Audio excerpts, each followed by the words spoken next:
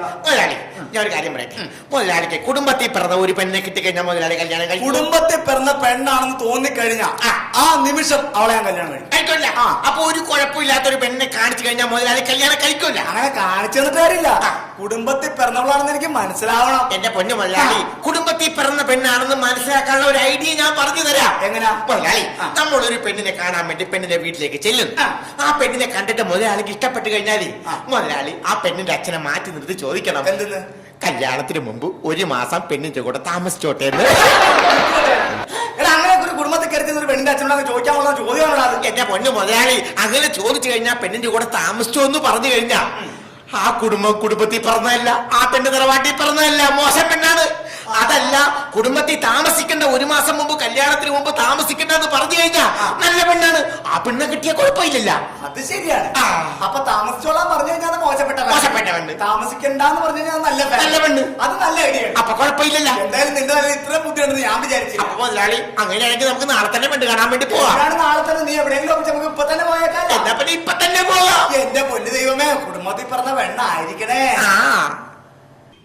മുതലാളി, ഇതാണ് ഞാൻ പറഞ്ഞ പെണ്ണിന്റെ വീട്. നല്ല അസല് കുടുംബത്തിൽ പറഞ്ഞ പെണ്ണാണ്. ഉറപ്പാണല്ല? പിന്നെ എപ്പോ ഉറപ്പെന്ന് പറഞ്ഞാ പോരെ. പറഞ്ഞ പെണ്ണ് തന്നെയാണ്. ആണ് മുതലാളി. അല്ല രമേശ, എന്താണ് മുതലാളി? എനിക്കൊരു സംശയം. എന്ത് സംശയം? സത്യത്തില് നീയാണ് ആ പെണ്ണ് കാണാൻ വന്നേ, അതാ ഞാനാണ്?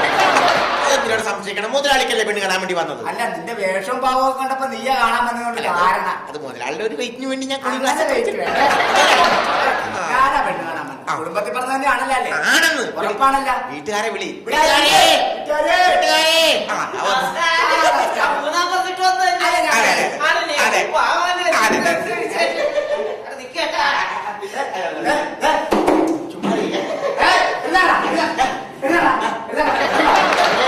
അവനല്ല, ഞാനാ. ഞാൻ പുള്ളിയുടെ വേലക്കാരനാണ്, ഹസ്ബൻഡാണ്. ഞാനിരിക്കല്ല, നിന്നോളാ. അപ്പൊ പെണ്ണിനെ ഒന്ന് കണ്ടാ കൊള്ളാം. പേര് തന്നെ സുഭാഷിണി എന്നാ. നല്ല വേല. കുടുംബത്തിൽ പറഞ്ഞത്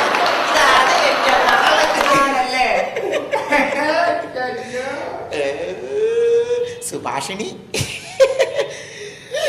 എന്താണ് മുതലാളി ഈ കിടന്ന് നോക്കണത്? അല്ല, ചുറ്റുപാടൊക്കെ ഒന്ന് നോക്കണമല്ല. ഞാനതാണ് ആലോചിക്കുന്നത്. അല്ല, പോകണ്ട, ഇവിടെ നിക്കട്ടെ.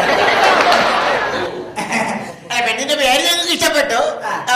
ഇങ്ങോട്ടെ, മുതലാളിക്ക് പെണ്ണിന് ഇഷ്ടപ്പെട്ട കൊള്ളാട്ടാ. കുഴപ്പമില്ലല്ലേ? അപ്പൊ നമ്മുടെ മറ്റേ കാശ് ചോദിച്ചോട്ടെ. കല്യാണത്തിന് ഒരു മാസം താമസിക്കുന്ന കാര്യം ചോദിക്കി.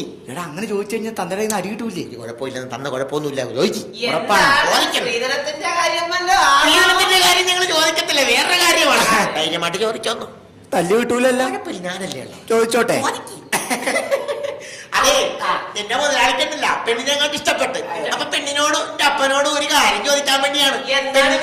ചോദിച്ച പെണ്ണിങ്ങാട്ട് മാറി ഒരു കാര്യം ചോദിച്ചോട്ടെ. അപ്പ നമ്മള് പെണ്ണിനെ ഇഷ്ടപ്പെട്ട സ്ഥിതിക്കണ്ടല്ല, ഈ കല്യാണത്തിന് മുമ്പേ അതെ കല്യാണത്തിന് മുമ്പേ അതെ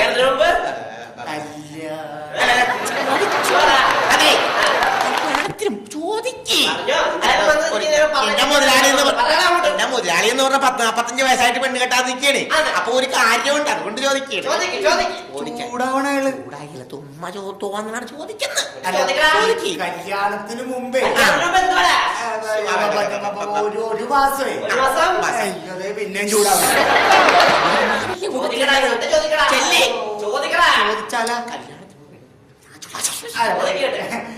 കല്യാണത്തിന് മുമ്പേ ഒരു മാസമേ പെണ്ണിന്റെ